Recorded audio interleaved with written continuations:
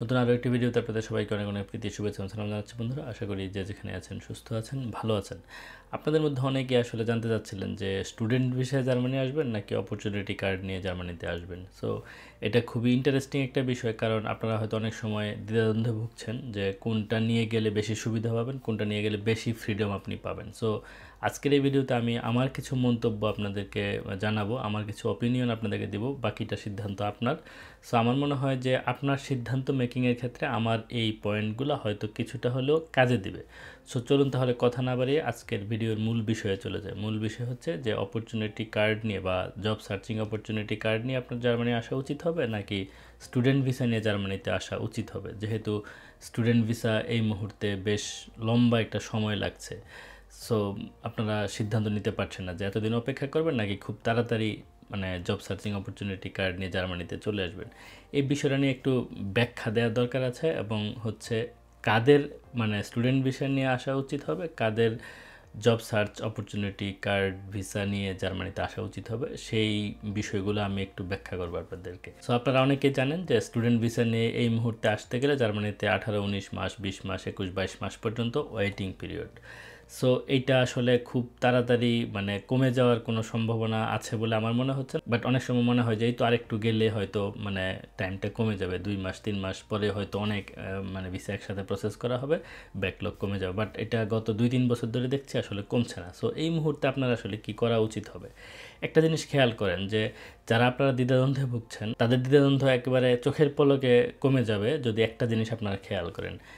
Job searching opportunity card একটা বিষয় আর student visa আরেকটা বিষয়। এখন আপনার আলটিমেট গোল কি? আপনি কি জার্মানিতে এসে যে কোনো রকম আসতে পারলে হলো, এইরকম যদি আপনার টেন্ডেন্সি থাকে তাহলে একটা বিষয়। আরেক যদি আপনি সত্যি সত্যি জীবনটাকে সুন্দর করতে চান, উচ্চশিক্ষা নিয়ে রিসার্চ, তারপরে হচ্ছে বড় ধরনের চাকরি। আমি বলছি না জব সার্চিং অপরচুনিটি কার্ড নিয়ে আসলে আপনি বড় ধরনের চাকরি পাবেন না, সেটা না, কিন্তু একটা জার্মান ডিগ্রি ঠিক না? ধরেন যে আমি বাংলাদেশে একটা পাবলিক ইউনিভার্সিটিতে পড়েছি, আর যারা জার্মানিতে এসে একটা জার্মানির সবচেয়ে নামকরা ইউনিভার্সিটি থেকে একটা ডিগ্রি নেবে, ডেফিনেটলি কিছু পার্থক্য তো হবে। আমার ডিগ্রি বাংলাদেশের ডিগ্রি, আর তার ডিগ্রি জার্মান ডিগ্রি। ডেফিনেটলি যেটা বললাম যে সারা পৃথিবীতে জার্মান ডিগ্রি অ্যাকসেপ্টেড, বাংলাদেশের ডিগ্রিও অ্যাকসেপ্টেড, বাট আপনারা জানেন যে মেড ইন জার্মানি আর মেড ইন বাংলাদেশ। সো এটা নিয়ে বলার কোনো ব্যাপার নেই। সো কাদের আসলে আসা উচিত হবে জব সার্চিং ভিসা নিয়ে, আর কাদের আসা উচিত হবে হচ্ছে স্টুডেন্ট ভিসা নিয়ে। আপনার বয়স যদি, এটা আমার ব্যক্তিগত অভিমত, যেটা আমি বললাম যে আপনার বয়স যদি ধরেন যে 22, 23, 24, 25 থেকে 30, ইভেন কি 32 পর্যন্ত আপনার বয়স হয় এবং আপনি সিঙ্গেল হন, তাহলে আপনি স্টুডেন্ট ভিসায় আসাই আমার মনে হয় যে উচিত হবে। হ্যাঁ, আর যারা ধরেন যে ফ্যামিলি আছে এবং হচ্ছে যথেষ্ট টাকা পয়সা আছে, স্পাউস নিয়ে একবারে চলে আসতে পারবে। স্পাউস নিয়ে কিভাবে আসতে পারবে এবং হচ্ছে স্পাউস নিয়ে আসতে গেলে টোটাল কত খরচ হবে, স্পাউস নিয়ে আসলে আসা যাবে কি না, বাচ্চা নিয়ে আসা যাবে কিনা, সেটা নিয়ে আমি আরেকটা ভিডিওতে 2-1 দিনের মধ্যে কথা বলবো, তখন হয়তো আপনারা আরও ডিটেলসটা জানতে পারবেন। সো যেটা বললাম যে আপনি যদি সিঙ্গেল হন এবং আপনার বয়স যদি মোটামুটি 30-এর নিচে হয়, তাহলে আপনি স্টুডেন্ট ভিসায় আসার উচিত হবে বলে আমি মনে করি। কেন আমি বলছি এই কথাটা? কারণ হচ্ছে স্টুডেন্ট ভিসার কিন্তু ফ্রিডম আরেকটু বেশি। ফ্রিডমটা কীরকম আরেকটু বেশি দেখেন, সারা পৃথিবীতে বলা হয় যে student life is a golden life, golden time আপনার জীবনের।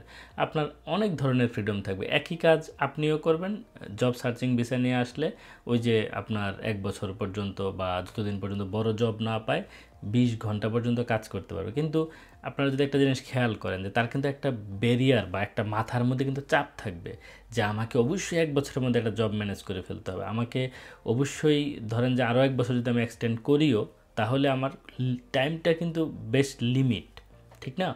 কিন্তু স্টুডেন্ট ভিসার ক্ষেত্রে আপনি একটা জিনিস খেয়াল করেন, আপনি যদি স্টুডেন্ট ভিসায় আসেন, আপনি ধরেন যে অনেককে আমি জানি যারা ধরেন যে 2 বছরের কোর্স 4 বছর, 5 বছর, 6 বছরও লাগাচ্ছে ইভেন, ঠিক না? আর আপনার ফ্রিডমটা কিন্তু একটু বেশি থাকছে, আপনি পারছেন।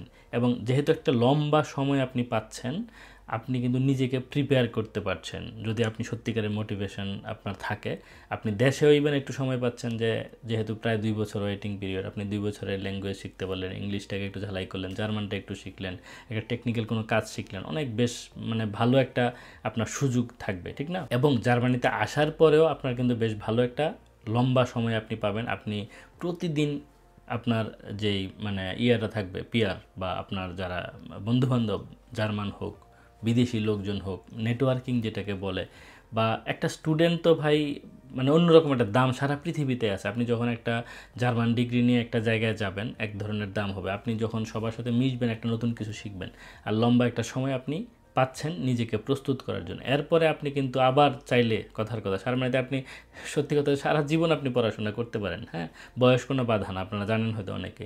আপনার যদি মনে হয় যে না ঠিক আছে আমি আরও একটু সময় নিই, আমি আরও একটা মাস্টার্স করবো জার্মানিতে, এক ইউনিভার্সিটি শেষ আমি আরেক ইউনিভার্সিটিতে যাবো, ডাজেন্ট ম্যাটার, আপনি করতে পারবেন। কিন্তু আপনার কিন্তু ভিসা অফিসার কোনোভাবেই বলতে পারবে না যে তুমি চাকরিতে যাচ্ছ না কেন, তুমি একটা মাস্টার্স করে ফেলেছো আরেকটাতে করতে চাচ্ছ করছো কেন, এটা কোনোভাবে বলার সুযোগ নেই। এবং আপনার যদি মাস্টার্স ভালো না লাগে আপনি কিন্তু পিএইচডিতেও যেতে পারেন, আপনি পিএইচডি করতে পারেন, আপনি আরও সামনে এগোতে পারেন, ঠিক না?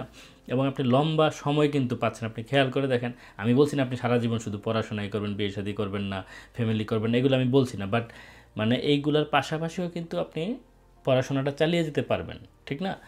মানে এটা সম্ভব, একটা লম্বা সময় ধরে আপনি নিজেকে প্রস্তুত করে ভালো একটা জবের জন্য ট্রাই করতে পারেন। আর যদি মনে হয় যে না আমি এত পড়াশোনা করব না, তো অসুবিধা তো নাই। আপনার যেহেতু বাংলাদেশে মোটামুটি আমি ধরে নিচ্ছি আপনি গ্র্যাজুয়েট, আপনি যদি মাস্টার্সের জন্য আসেন, ঠিক না? আর ব্যাচেলার্সের জন্য আসতে তো আপনার আরও সময় পাচ্ছেন বেশি, ঠিক না? সো যদি আপনি মাস্টার্সের জন্য আসেন, আপনার যেহেতু বাংলাদেশের একটা ডিগ্রি আছে এবং সেটা জার্মানিতে ডেফিনেটলি অ্যাকসেপ্টেড, আদারওয়াইজ আপনি কীভাবে আসছেন, ঠিক না?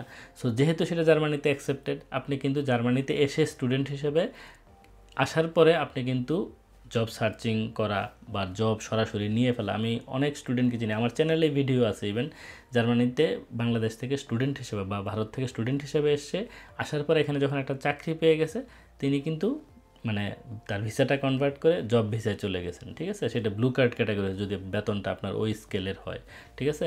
সো আপনি আপনার অপরচুনিটিগুলো মানে ডাইভারশান থাকছে, আপনি মানে প্রচুর দিকে মানে কি বলে এটাকে এভিনিউগুলো আপনার উন্মুক্ত থাকবে। কিন্তু জব সার্চিং ভিসায় এসে আপনারা আমাকে আবার ওই প্রশ্ন করেছিলেন যে জব সার্চিং ভিসায় এসে আমি স্টুডেন্ট ভিসায় চলে যেতে পারবো কিনা।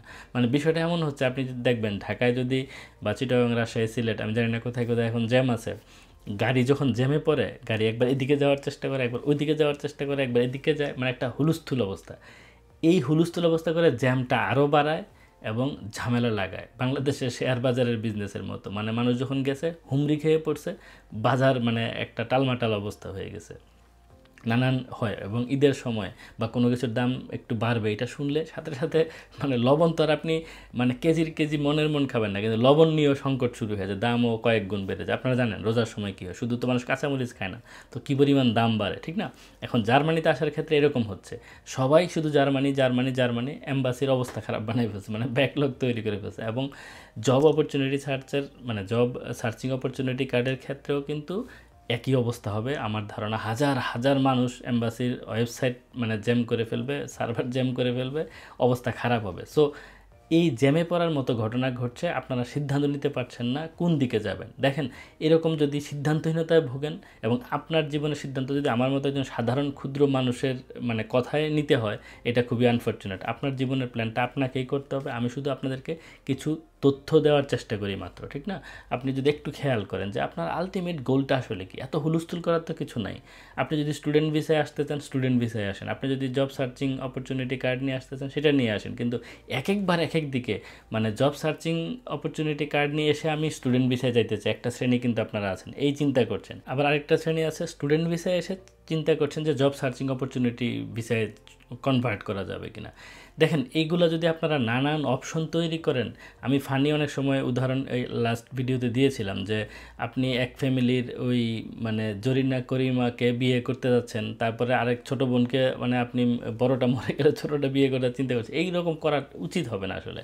দেখেন একটা স্টুডেন্ট ভিসা কিন্তু আপনার জন্য অনেক বড় একটা মানে আমি বলবো যে ব্লেসিংস। আপনি যদি এটা পান আপনার জীবনটাকে অনেক সুন্দর করতে পারেন। আপনারা তো হ্যাঁ সোকল্ড অড জব করতে পারেন, এটা এখানে তেমন কোনো অড জব না, মানে টু বি অনেস্ট। আপনি যদি একটু পরিশ্রম করেন, একটু সময় দেন, আপনার জীবনটা অনেক সুন্দর করার সুযোগ থাকবে।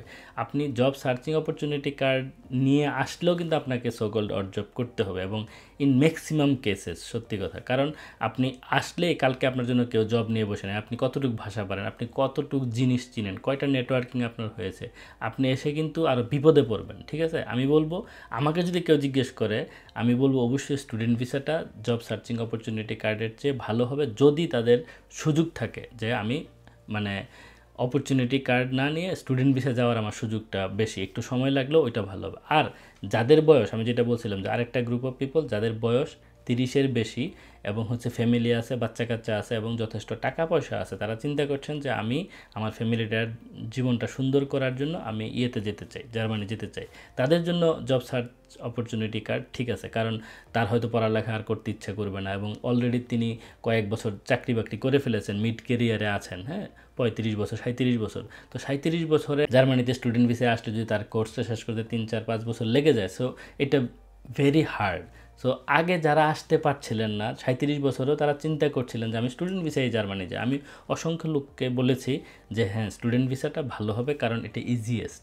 এখন যার বয়স 37 তাকে আর আমি এটা বলবো না, কারণ কি তিনি এখন মিড ক্যারিয়ারে আছেন, বাংলাদেশে একটা তার প্রফেশনাল এক্সপিরিয়েন্স আছে, তার যথেষ্ট মানে মানে আসার মতো একটা টাকা পয়সা আছে, ব্লকড অ্যাকাউন্ট করার মতো অবস্থায় আছে এবং এখানে এসে তিনি সত্যি সত্যি তার ক্যারিয়ারটা গড়তে চান, ঠিক না? অত বেশি মাথায় আর পড়াশোনা তার ঢুকবে না, ভালোও লাগবে না। আফটার 30-এর পরে এমনিতে মানুষ নতুন কিছু শিখতে কষ্ট হয়। তো আপনাদেরকে আমি বলবো যাদের বয়স 30-এর বাইরে তারা জব সার্চ অপরচুনিটির জন্য কার্ডের জন্য চেষ্টা করতে পারেন।